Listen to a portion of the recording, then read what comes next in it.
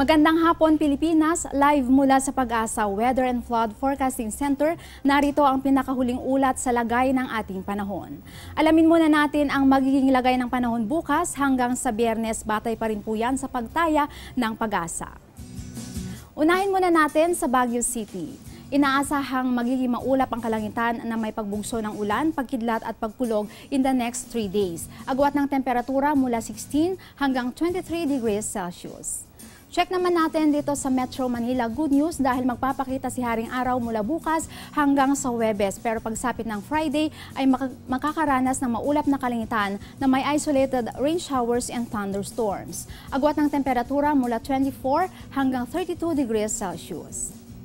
Punta naman natin ang Metro Cebu, pangkalatang maaliwalas ng panahon in the next 3 days. Agwat ng temperatura mula 25 hanggang 32 degrees Celsius. Kaya spend the rest of the day sa West Town, Lagoon.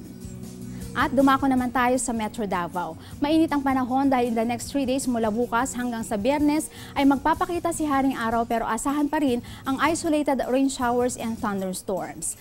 Pero samantalahin na ng mga mamis ang paglalaba at pagpapatuyo ng damit.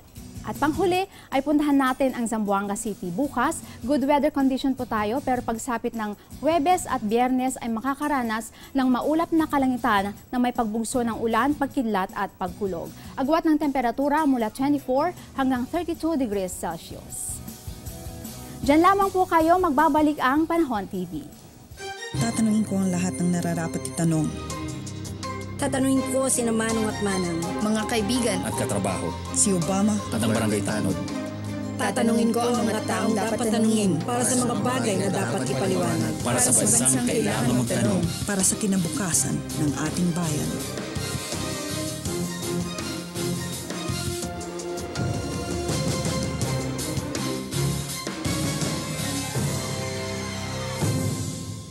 Nag-abiso po ang Meralco sa kanilang maintenance shutdown sa San Pablo City sa Laguna. Yan po ay nagsimula kaninang alas 11 ng umaga hanggang bukas alas 4 ng madaling araw. Portion po ng San Francisco Balagtas Boulevard ang maapektuhan mula Werner Shetelig Avenue. Kasama na rin ang Captain Cristeto Brion, P. Cabrera, Alvarez, Sergeant De Roma, Nara at Acacia Street. Samantala, isa ka ba sa mahilig magtapon ng plastic ng kung saan-saan? Naku, imbes na itapon nyo yan, ay itabi na lang dahil maaari nyo pang mapakinabangan yan. Tulad na lamang nitong imbensyon ng isang 27 anyos na si Dave Haken na nakabase sa the Netherlands. Bumuo siya ng isang crusher shredder muncher na nagre-recycle ng mga plastic para makagawa ng iba't ibang bagay tulad ng lampshade at wall clocks. Magandang idea, di ba? Nakatulong ka na sa kapaligiran, may bago ka pang kagamitan. At yan ang latest mula dito sa Pag-asa. Ito ang Panahon TV, kung saan walang pinipiling panahon ang pagbibigay impormasyon. Ako po si Juliet Karangyan. Magandang hapon.